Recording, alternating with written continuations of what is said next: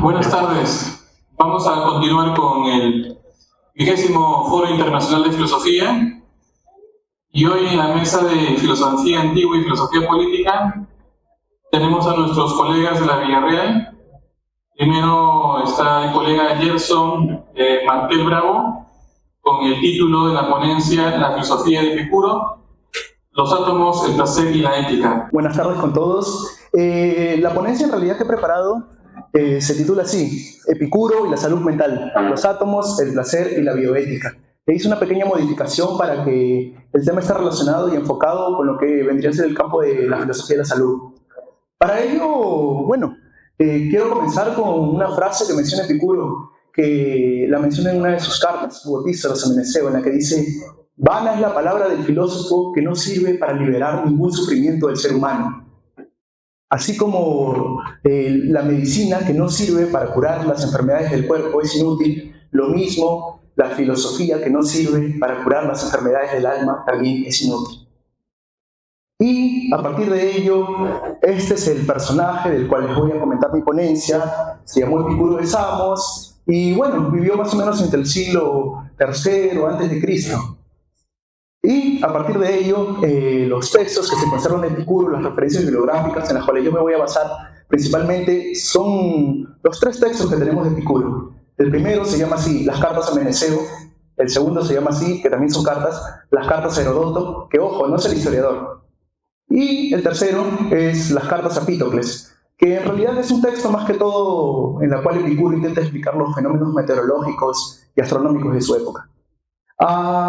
Comencemos. Quiero comenzar con otra frase de Epicuro que decía algo así, para que puedan ver un poco más o menos el enfoque en el cual iba, ¿no? Epicuro decía, en el primer párrafo de las cartas a Meneceo, le dice a su amigo esta frase que pueden apreciar aquí: que nadie por ser joven de filosofar se canse, ni por llegar a ser viejo de filosofar se aburre o hastíe, porque nunca se es ni demasiado joven ni demasiado viejo para la salud de su alma. De modo que aprenda filosofía el joven, para que cuando llegue viejo tome decisiones prudentes.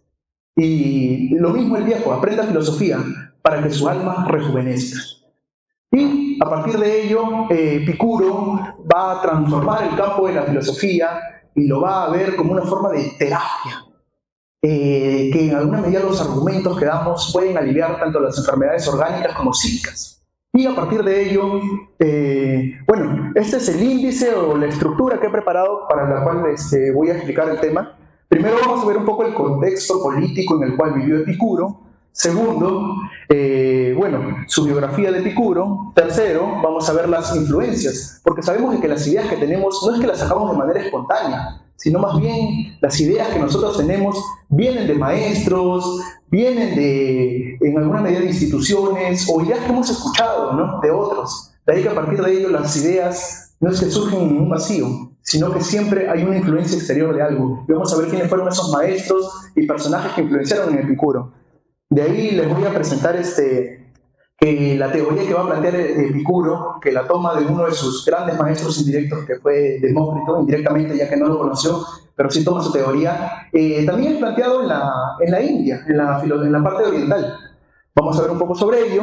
También vamos a ver un poco explicar su ontología, su visión hedonista, ya que Epicuro va a fundar una escuela que se le conoce como la escuela hedónica.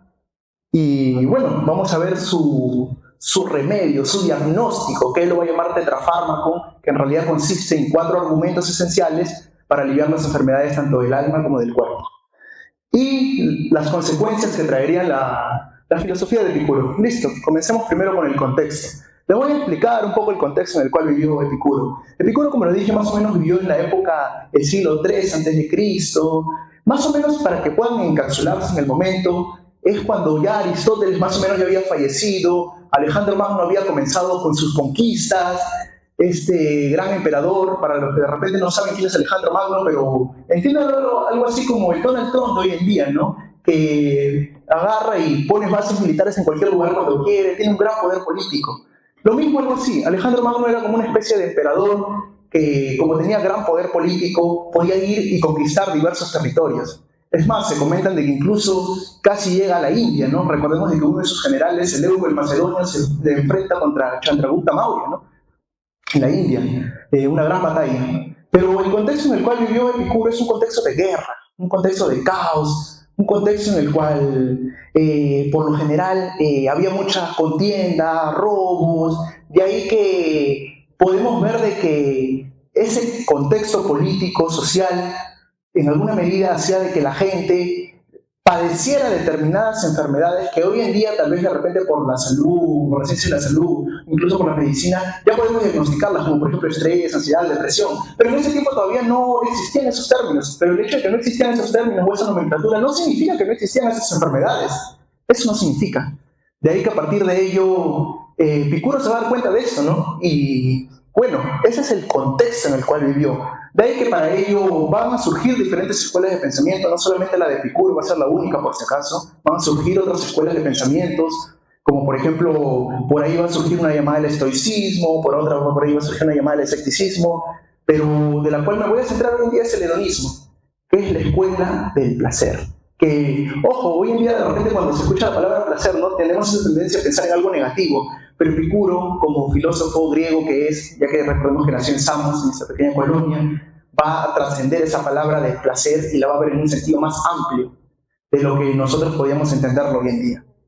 Perfecto, ese es el contexto en el cual vivió Epicuro. Pasemos a lo siguiente, la biografía de Epicuro. Ahora que ya entendemos el contexto político y social de Epicuro, bueno, hablemos un poco sobre él, ¿no? Sobre su biografía, quién fue, quiénes fueron sus maestros, cómo es que vivió y todo ello. Epicuro prácticamente se dice que nació en Samos. Recordemos de que esta idea de que los apellidos, por ejemplo, ya tú tienes un apellido, ¿no?, que te identifica, pero en la antigüedad no, te llamaban con respecto a la ciudad natal en la cual tú nacías. Por ejemplo, Epicuro nació en Samos, lo llamaban Epicuro de Samos porque fue su ciudad natal. Eso de los apellidos es algo que ya se introduce después. Para empezar una historia viene con la invasión de los bárbaros a Roma y todo ello. Pero partamos de esto. Epicuro, por lo general, bueno, se comenta de que siempre fue desde muy pequeño, a diferencia de sus hermanos, como que un alumno muy presto a aprender y todo ello. Y viajó a algunas ciudades, pero sin embargo en esas ciudades fue instruido. Pero uno de sus maestros que más destacó se llamó Nausífanes. Nausífanes era influenciado por la teoría de Demócrito.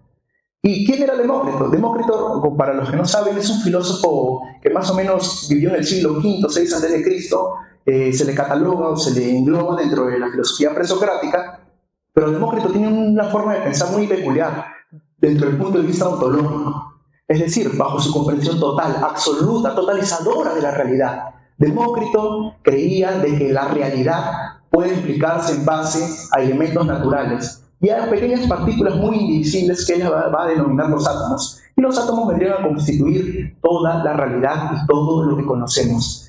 Esta visión ontológica la tomaría Nausífanes, y Nausífanes influenciaría esto en el joven Epicuro, lo cual Epicuro lo recibiría, ¿no?, de una manera muy abrazadora este conocimiento y trascendería en su pensamiento y lo llevaría a plantear su filosofía.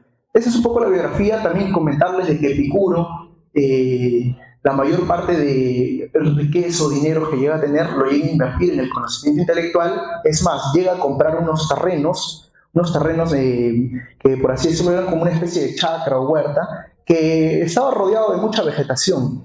Y al estar rodeado de mucha vegetación, ahí fundó su escuela, que su escuela se le llamó El Jardín. Y algo particular de esta escuela, a diferencia de las otras escuelas filosóficas que habían surgido con anterioridad, es que, por ejemplo, ustedes recordarán de que en la escuela de Platón, la academia, solamente se admitían a una determinada clase de ciudadanos, es decir, no admitían a los esclavos, no admitían a las mujeres, etc. Lo mismo en la escuela aristotélica, el Liceo, era una escuela como que muy clasista, o sea, solo admitía a una serie particular de individuos. En cambio, el Jardín de Epicuro no tuvo esa visión, admitió a todo tipo de personas, admitió esclavos, admitió mujeres, admitió extranjeros, etc. De ahí que va a haber filósofos, incluso mujeres, que destacan mucho en esta escuela, como por ejemplo Leontio. Va a haber grandes discípulos de Epicuro, como por ejemplo un tal Filolao. Y bueno, Epicuro funda esta escuela, su escuela se va a llamar El Jardín, y admitía a todo tipo de personas, como aquí dice la PPT, no hizo ninguna exclusión social. Y a partir de ello, Epicuro, bueno, va a fallecer los últimos días de su vida por una enfermedad que son los cálculos renales. Listo. Ahora vamos a ver las influencias que tuvo Epicuro. Como les dije, ninguna idea que tenemos hoy en día surge de manera espontánea, de manera azarosa, o se nos ocurre de la nada, sino que toda idea tiene que haber tenido un contexto en el cual se nos ha sido influenciado, sea por los padres, por la sociedad, por la escuela, por alguna institución, etc. Y a partir de ello, Epicuro tuvo 3 maestros indirectamente, que los voy a comentar. Primero, el más principal, que ya se los había dicho un poco, vendría a ser tanto Demócrito como Leucipo. Demócrito y Leucipo, Demócrito era el alumno y Leucipo era el maestro. Y ambos plantearon, como les dije en un principio, una visión ontológica de la realidad a partir de unas pequeñas estructuras que la van a denominar los átomos. La palabra átomos, etimológicamente, el prefijo A significa sin y tomo significa división. De ahí que estas pequeñas partículas indivisibles vendrían a constituir, según tanto Demócrito como Leucipo, la base de la realidad. Esas pequeñas partículas tenían una característica bien esencial, que son eternas e inmutables. Y aparte de ello, también, si lo vemos desde el punto de vista de la filosofía parmenidia, que fue un poco el contexto en el cual vivió Demócrito, los átomos vendrían a simbolizar algo así como una especie de el ser, visto desde el punto de vista ontológico. Y bueno, pasemos a lo siguiente. Ahora, Epicuro tomaría esa visión ontológica de la realidad, de los átomos, pero además modificaría, adaptaría un poco la teoría bajo su visión e introduciría algo que él lo va a llamar la teoría del clinamen. Ahora, ¿en qué consiste esto de la teoría del clinamen? Si ya entendemos muy bien en qué consiste la teoría de los átomos, que simplemente vendría a ser de que la realidad está hecha por estas pequeñas partículas indivisibles y que en realidad la propia realidad no tiene causas trascendentales o divinas, no intervienen dioses, sino que todo está hecho de átomos, es decir, que todo se puede entender a partir del punto de vista natural de la física. Epicuro plantearía algo llamado la teoría del clinamen. ¿En qué consiste esto? Lo que pasa es que Demócrito, como los griegos de su época, tenía una visión cosmológica de la realidad en la cual creía, por lo general, que el universo está ordenado, el cosmos tiene un orden, una armonía. Sin embargo, Epicuro va a decir de que es cierto, hay una armonía, pero también hay como una especie de indeterminación en el universo. Hay también como una especie de azarosidad en el universo, de liberrimicidad. O sea, y en ese sentido, Epicuro va a decir de que los átomos no solamente se unen, se cohesionan, se enlazan de manera ordenada, sino que también se enlazan de manera muchas veces caótica y azarosa. Lo que hoy en día, para los que de repente saben un poco de física, vendría a constituir el principio de la indeterminación de Heisenberg. Esta idea de que las partículas en alguna medida están en constante caos, ¿no? Y bueno, esa fue la influencia que tendría Demócrito y Leucipo en Epicuro, su visión ontológica de la realidad. Ahora vayamos un poco con su visión epistemológica. ¿Qué influenciaría en la epistemología de Epicuro? Recordemos de que la epistemología tiene que ver más que todo con el aspecto del conocimiento, del saber.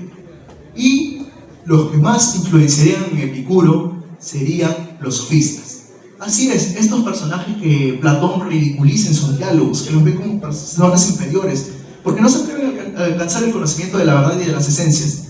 Como ustedes se habrán dado cuenta y como ya más o menos pueden ir un poco extrapolando, que en alguna medida predominaría más en Occidente sería el pensamiento platónico, y Epicuro, los sofistas, serían filósofos olvidados. Ahora, ¿por qué? ¿Por qué son los filósofos olvidados de la historia? Lo vamos a ver ahora. Los sofistas tenían una visión del conocimiento, es decir, cómo pensamos el conocimiento, cómo es que percibimos la realidad, bajo una tesis, que es la tesis de Protágoras del Homo Mensura. Fíjense que ustedes recordarán muy bien esta frase del Homo Mensura, ¿no? El hombre es la medida de todas las cosas en cuanto son lo que son y en cuanto no son lo que no son. Es decir, de manera sencilla, de que el conocimiento está en constante cambio y que todo es relativo, todo es convencional.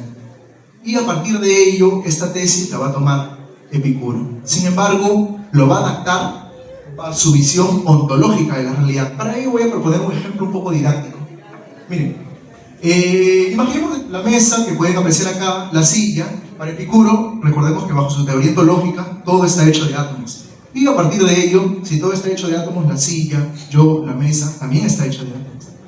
Y Protágoras dice algo muy interesante. Para los que de repente han leído el diálogo El Tetetos de Platón, ahí se mencionan los argumentos de cómo es que Protágoras entendía la realidad dinámica bajo el contexto del devenir, el flujo y el tiempo. y el cambio. Y Protágoras toma mucha referencia de lo que vendrían a ser estos de Heráclito, de los filósofos de la escuela de Heráclito de Éfeso. Y él creía de que todo está en constante cambio, todo está en constante devenir. Y si todo está en constante cambio, ¿cómo es posible conocer las cosas? O sea, si la mesa está cambiando, yo estoy cambiando, la silla está cambiando, ¿cómo es posible conocer las cosas? ¿Se puede conocer algo a partir del cambio? ¿O es imposible? Protágoras a partir de ello va a elaborar una teoría, que la menciona en este diálogo de Teteros. Dice algo así. Y en el caso de que en alguna medida el conocimiento no se obtiene ni entre lo que se siente ni lo sentido, ni entre lo que se percibe ni lo percibido, sino que el objeto me va brindando cualidades, sus cualidades, como por ejemplo su forma, su color y todo ello, que esté en constante cambio, porque la silla puede volverse de acá un tiempo más que marrón, se puede ensuciar, la podemos pintar de otro color, todas sus propiedades me las va brindando el individuo, y el individuo también con sus propiedades intelectuales va captando eso. Y en ese choque, mientras el objeto me va brindando sus cualidades y mientras mi intelecto va captando las propiedades de eso, en ese choque, es así como se genera el conocimiento. Y lo mismo va a trasladar Epicuro a su filosofía. Va a creer que el conocimiento se origina algo similar, pero lo va a adaptar también a su teoría, ya que Epicuro va a introducir dos conceptos muy interesantes que van a ser los efluvios y las eidola, que son dos términos en griego que ahorita lo voy a explicar. Epicuro, al ver de que la realidad está hecha de átomos, al igual que sus maestros, va a decir de que la silla, por ejemplo, pongamos el ejemplo de la silla, me brinda sus cualidades, sus propiedades, pero además, al estar hecho de átomos, esos átomos como que los expulsan, los reproducen, y al reproducirlos, mi intelecto, mis sensaciones la captan, y al momento de captar esos átomos, ese proceso en el cual la silla, por ejemplo, me está brindando sus propiedades, que las propiedades simplemente están hechas de átomos, los colores, todos, según Epicuro, a eso se le conoce como efluvios. Efluvios es ese proceso de reproducción, algo así, piensa como una impresora, ¿no? Que simplemente está reproduciendo. Y la eidola vendría a ser la imagen o la representación que yo tengo de aquello que he captado. Es decir, que no es que el sujeto y el objeto participan de manera o bien pasiva o bien activa, sino que ambos están participando en el proceso del conocimiento, ya que recuerda que todo es dinámico, todo es devenir, todo es cambio, todo es flujo. Así que esa teoría epistemológica la trasladaríamos al plano de la visión de Epicuro. Ahora, vamos con la última, que vendría a ser su visión un tanto también ética y naturalista y física del mundo. Quien va a influir en Epicuro va a ser el padre de la medicina, Hipócrates de Cos. Hipócrates, como ustedes sabrán, es el padre de la medicina, habrán escuchado tal vez mucho sobre él, pero sin embargo les refresco un poco el conocimiento, ¿no? Hipócrates, muy aparte del padre de la medicina, aparte de ser el padre de la medicina, él creía de que las enfermedades que padecemos en el cuerpo no tienen un origen divino, ni tampoco tienen en alguna medida castigos trascendentales por dioses, ni nada de ellos, sino que las enfermedades que padecemos en el cuerpo se deben muchas veces a determinados desequilibrios de los humores que tenemos, por así decirlo, en nuestro propio cuerpo. De ahí que en alguna medida Hipócrates estaría asentando las bases naturales. Es decir, que si tú te enfermas o padeces alguna determinada patología, no es que se dé un castigo divino o un pecado que has cometido en contra de los dioses. No. Las causas se encuentran en tu propio cuerpo. Es decir, las causas las podemos ver desde el punto de vista natural. Y a partir de ello podemos poner un ejemplo de la enfermedad sagrada. Por ejemplo, en la antigua Grecia, aquellas personas que te agarraban y de un momento a otro estaban caminando por la calle de manera normal y de un momento a otro comenzaban como a temblar de la nada, a convulsionar. Lo que hoy en día conocemos como epilepsia. Pero en ese tiempo creían que era una enfermedad producida por un castigo divino, por haber cometido algo en contra de los dioses. Sin embargo, claro que estaba endemoniado y todo ello creían. Sin embargo, Hipócrates plantea de que esto no es así, sino que hay alguna anomalía, hay algo que está fallando en el cuerpo, que es una causa natural y no se debe ni a los dioses ni a ninguna entidad trascendental. Y esto va ligado a la teoría de los humores de Hipócrates. Como les dije, para Hipócrates va a haber un desequilibrio en el cuerpo, lo cual va a hacer que ocasione determinadas enfermedades. Recordemos los humores básicos que plantea Hipócrates, ¿no? La sangre, la flema, la bilis amarilla, la bilis negra, etc. Y bueno, Hipócrates también les comento como dato y un poco histórico, tenía una postura encefalocéntrica. Y para finalizar, algo de esto que he agregado aquí sobre los músculos faciales. Miren, les comento esto. Lo que pasa, como les dije en un principio, el contexto en el cual vivió Epicuro fue un contexto de guerra, fue un contexto de caos. Y muchas veces el hecho de que no había esos términos, siendo anacrónicos, no había los términos, como les dije, de estrés, ansiedad, depresión, etc. Como no había esos términos, no se podían nombrar las enfermedades. Pero como no se podían nombrar las enfermedades, eso no significa que no existan. Y a partir de ello, la gente, tú lo podías ver, lo podías visualizar a las personas, ¿no? Imagínate que, no sé, de un momento a otro estás en guerra de pan y entran a tu casa soldados y te roban. O de repente estás en guerra y sabes que de repente tu padre, sabes que de repente tu abuelo, tu tío, gente que tú aprecias va a ir a la guerra y puede morir y nunca más lo vas a volver a ver. De ahí que a partir de ello estas expresiones que la gente tenía de tristeza, en alguna medida tal vez de melancolía, de sufrimiento, se podían apreciar muchas veces tal vez en el rostro, ¿no? En ese sentido. Por ejemplo, les comento un dato. A diferencia de los animalitos, nosotros los seres humanos tenemos una gran cantidad de músculos en la cara.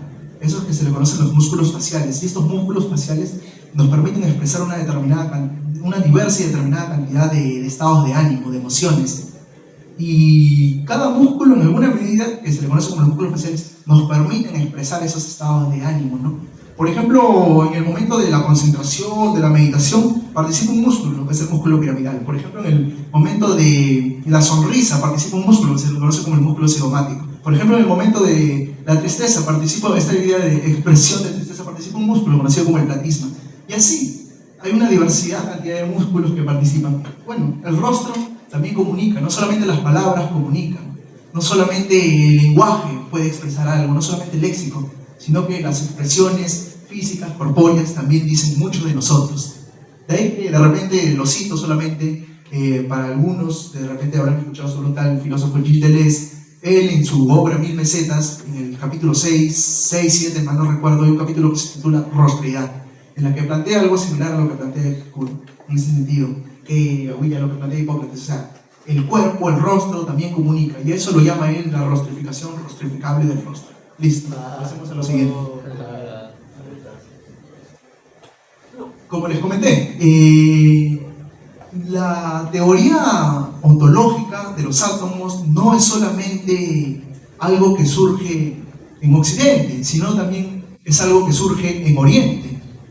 Y unos representantes de ellos vendrían a ser este fundador de aquí, que se llamaría Kanada. Kanada sería el fundador de una escuela conocida como la Weisheshka, en la cual plantearía que los átomos también constituyen la base ontológica de la realidad.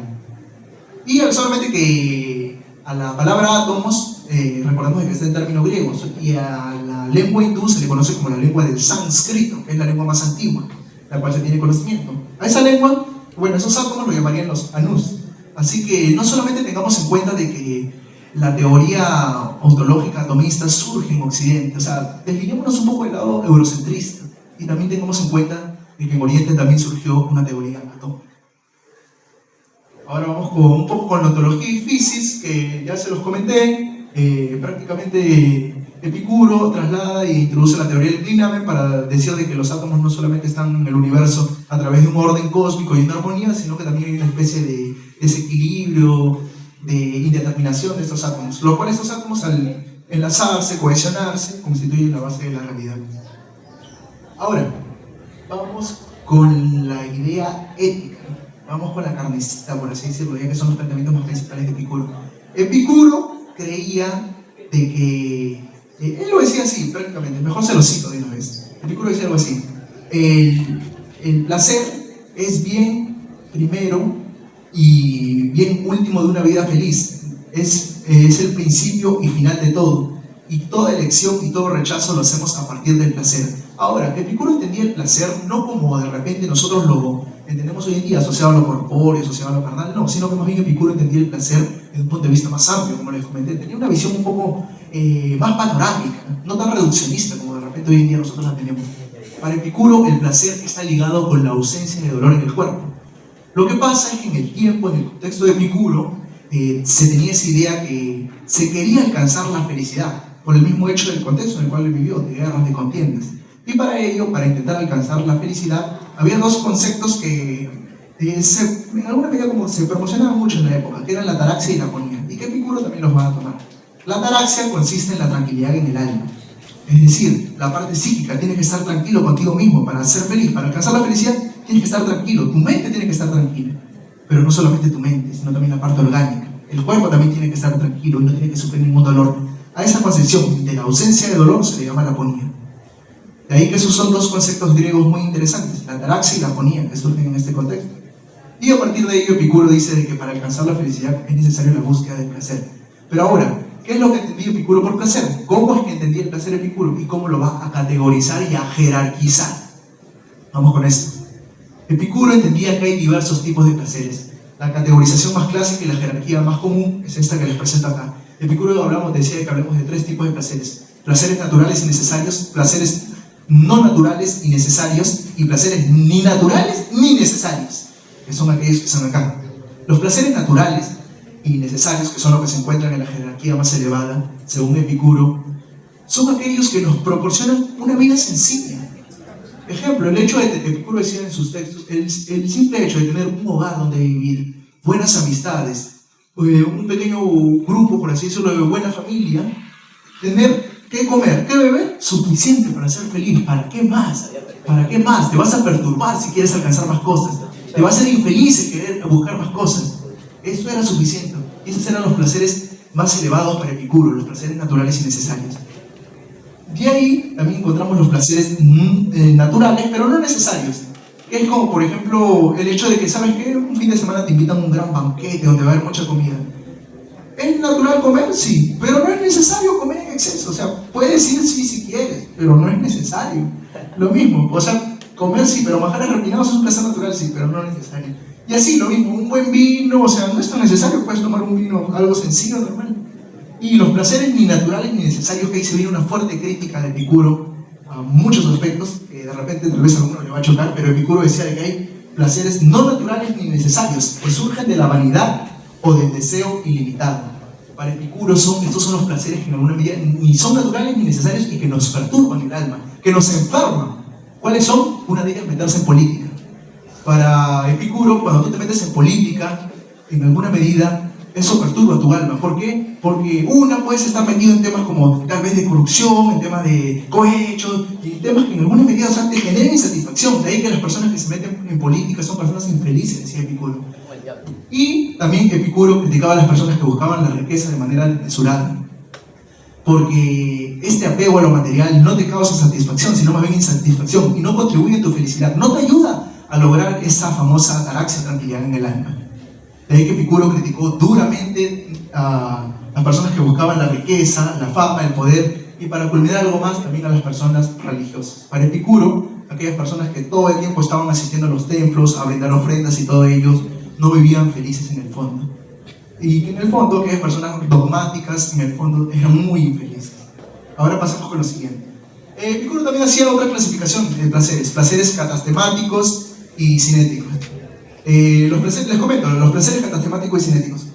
Cinético tiene que ver con movimiento, con dinamismo, y placeres catastemáticos tiene que ver con equilibrio, con lo estático. Epicuro hacía esta división. Por ejemplo, de manera sencilla, el hecho de que, por ejemplo, ahorita yo tengo sed de estar hablando ya un buen rato, hay un placer que me produce en el hecho que yo voy a hacer el movimiento, agarrar el vaso de agua y todo ello, porque sé que voy a, en alguna medida, ingerir este líquido que me va a saciar la sed de mi cuerpo. En ese momento, ese tránsito que yo hago para conseguir el agua, para tomarla y todo ello, es un placer catastemático, placer cinético según Epicuro. Cinético, ¿por qué? Porque implica movimiento, implica dinamismo.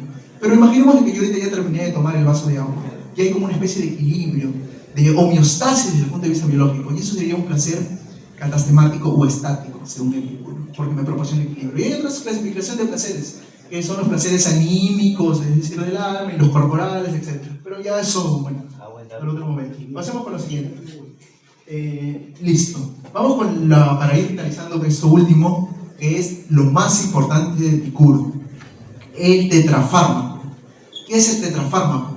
Es prácticamente el diagnóstico que él va a hacer, y para ello va a proponer una especie de antídoto para aliviar los males de la sociedad de aquel tiempo.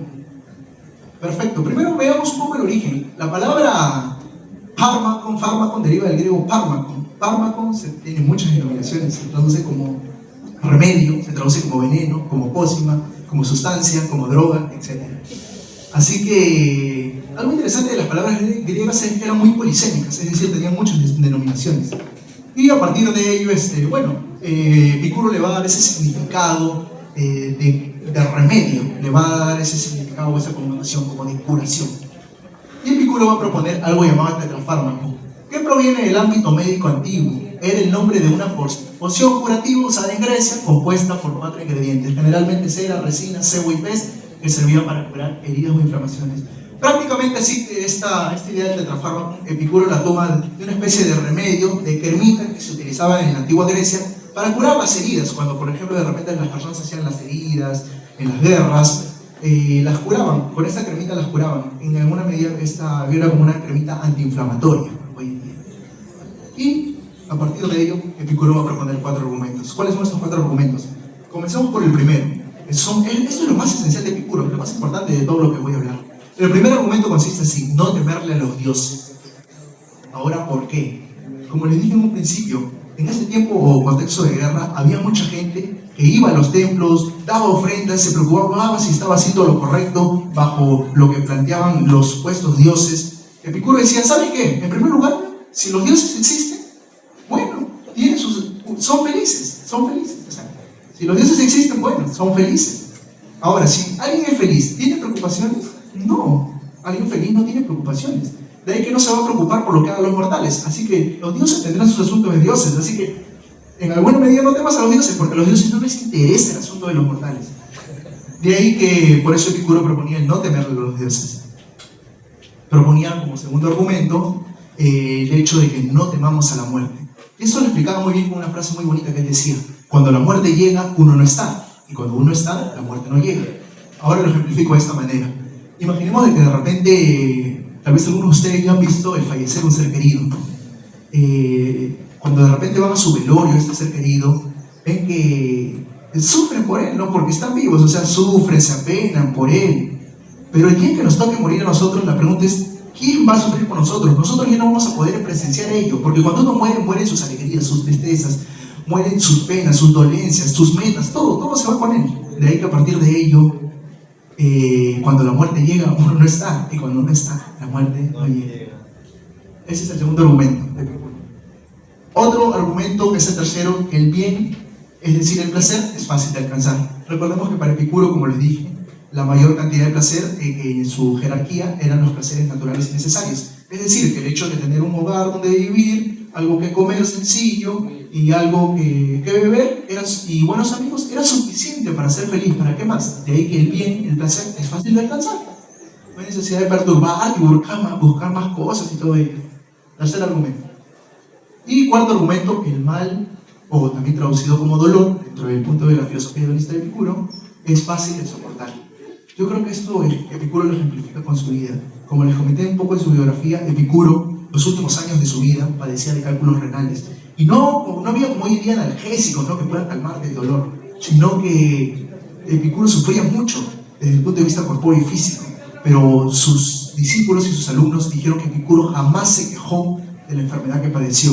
Es más, el dolor, el mal, es fácil de soportar según Epicuro. ¿Por qué? Porque, por ejemplo, cuando él padecía esta enfermedad, él lo ejemplifica con su vida, jamás se quejó, y no solamente ellos, sino que una buena forma de soportar el dolor cuando es intenso, decía Epicuro, es mejor recordar todos los buenos momentos que has pasado en tu vida, sean con tus familiares, con tus amigos, las buenas conversaciones que has tenido y los mejores momentos de esplendor de tu vida. Es una buena forma de neutralizar y soportar el dolor que es tan intenso.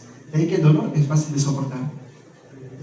Nota, para finalizar ya, Epicuro, como ustedes se habrán dado cuenta, plantea una filosofía en un sentido estricto muy revolucionaria para su época, ya que surgía mucho el idealismo por parte de Platón y sus seguidores, o bajo otros filósofos también, ¿no? Pero en cambio Epicuro más que todo se va por una filosofía naturalista, una filosofía de la física. En ese sentido, ya que plantea que todo está hecho de átomos y la realidad constituye desde un punto de vista lo material, extrapolando, Epicuro prioriza el cuerpo y la salud, porque son la base del placer y de la vida feliz. Cuidar de lo corpóreo con moderación, la fronesis, la prudencia, Sencillez y equilibrio es para él una forma de filosofía práctica y terapéutica.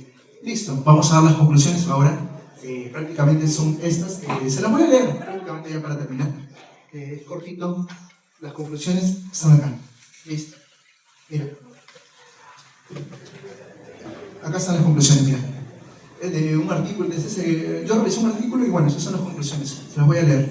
Finalmente, la vigencia del pensamiento epicúreo se refleja en su capacidad de ofrecer respuestas racionales a los problemas humanos que trascienden el tiempo y la cultura en un mundo contemporáneo marcado por la ansiedad, la incertidumbre y la búsqueda constante de placer.